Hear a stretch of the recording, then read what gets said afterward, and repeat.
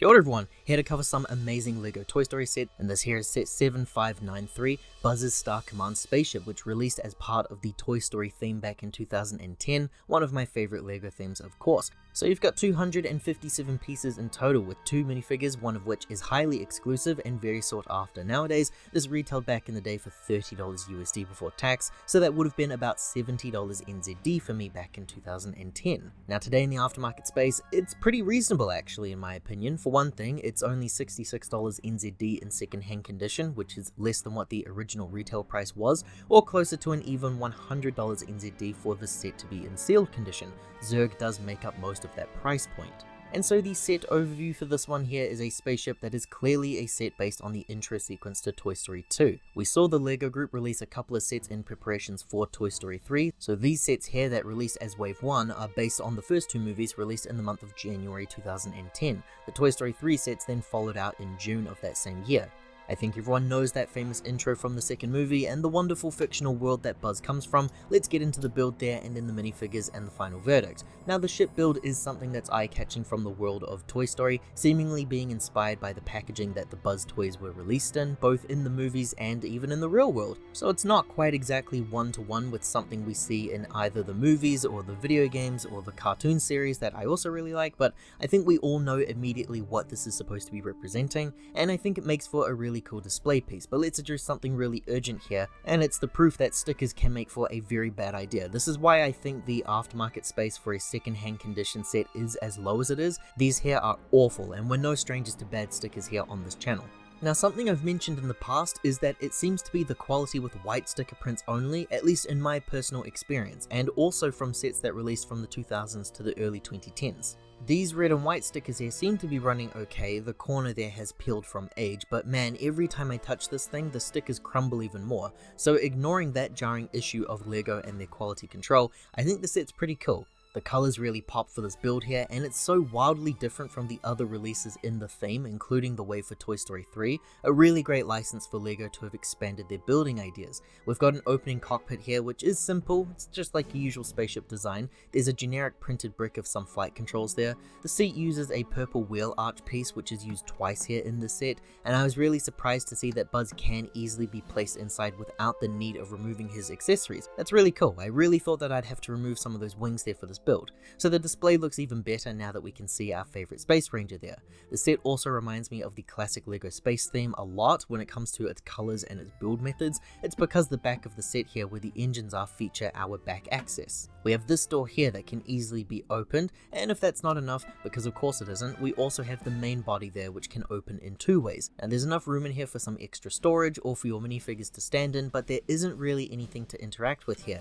The opening and closing is very easy. You can see some clips there, and that's how these panels lock into place. The real purpose of this area is to be a little buggy station, the little rover that you saw earlier with the completed set. I then wanted to test the area for Buzz, and unfortunately he's not going to be able to stay standing in here with the walls closed in. He can lie down though. It's because of those bricks up top, those are what get in the way for him. And the Land Rover is really tiny, but it keeps to the color theming for the set, and I think it looks really cool. Another really cool way that this set reminds me of the classic space theme. The rover doesn't feature any controls of any variety there, and I'm assuming the tank at the back here is an oxygen tank or something. You can actually see some minor sticker prints that have crumbled there. It's a really nice inclusion that gives your younger builder some more play options. Buzz can be placed on the rover and sat down, but he won't be able to drive the rover into the ship without first removing some of his gear.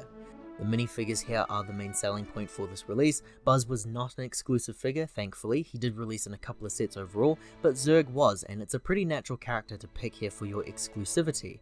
The Buzz Lightyear minifigure is amazing. I previously looked at this minifigure in my Pizza Planet video already on the channel. Buzz features some insane molds there that were made just for him. These pieces look crazy and they look nothing like a traditional LEGO mold. We've got a specially molded headpiece there, an armor piece, a helmet half dome visor, and 2 wing attachments. And of course they were all only made for Buzz Lightyear releases, but LEGO did manage to get him in quite a few sets back then. One thing I really loved about Buzz was the amount of customization options that you had for his differing styles, and presumably you'd be getting a few of these sets too, so you'd likely have some repeats. The dome piece is removable, which is also a pretty common look for Buzz throughout the movies, especially after the first one. The wings are removable as well, and this is personally how I like to display my Buzz Lightyear minifigure, as this is the default style for this guy throughout the entire series of movies, no helmet and no wings. If I strip everything away from Buzz here, this is what he looks like with nothing extra on. We can see some printing there for the torso, and I imagine people like to use these making custom characters from that cartoon series. Buzz is one of the most beloved characters from Pixar's roster, but the price is pretty fair to be honest, currently valued at only $13 NZD to $23 NZD in the aftermarket space right now. Zurg is amazing. Truth be told, I lost my Zurg minifigure and found someone selling this guy online for less than what the current value of him is, and thanks to the viewership that I received from this channel, I bought this figure using funds made from these videos, so thanks to everyone watching because you helped me to complete my set. He's a taller figure using a tall dress brick piece there, and he features Woody's longer arms but coloured in purple. And did you know that this brick here used for the dress is actually exclusive to this set? Traditionally, the brick piece used for a dress is a bit smaller here. Now Zurg also features a couple of other special parts made just for him. I love the armor piece there and the headpiece of course, but the standout inclusions for me are the capes, red on one side and black on the other. My favourite LEGO inclusions always are capes that feature two different colours. Always exciting but pricey in the aftermarket space. If I remove those parts there, we can see a little bit of printing on the torso that is otherwise hidden, but nothing else really there. He looks very strange like this too.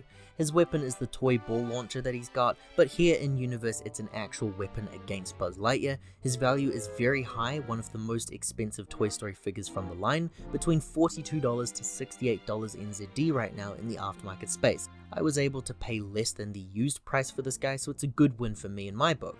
Now the instructions for this set here feature some amazing artwork using the wallpaper from Andy's room on the sides there. You've got Buzz and Woody there too. And inside we keep the theme featuring more of Andy's room's wallpaper. I'd love to see a LEGO Andy's room playset. The back here shows the set all complete, and then we have this image of the main features which we've already covered in this video. Flipping the page over, we then get to see the advertisements. This here was essentially wave 1. We have here the toy box of Woody's Roundup. It was the biggest release of the wave there, with two smaller ones of the RC car and the literal army builder set.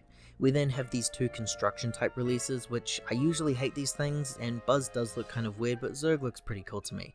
And then we have the inventory list, Max from the LEGO Club, and we end with the winning kid. Overall, I think this is a pretty cool set, and I would love to see how this would be remade today using some modern building techniques. It's the minifigure of Zurg really, he just steals the show.